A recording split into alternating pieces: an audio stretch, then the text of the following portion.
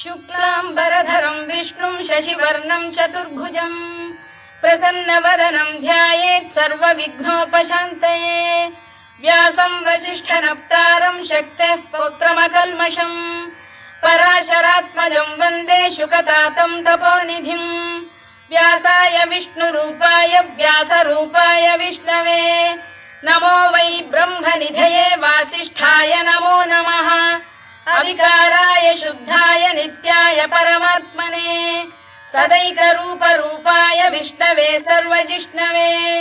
यस्य स्मरणमात्रेण जन्म संसारबन्धनात्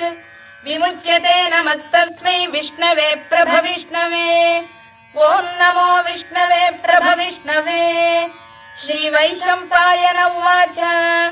श्रुत्वा धर्मानशेषेण पावनानि च सर्वशः युधिष्ठिरः शान्तनवं पुनरे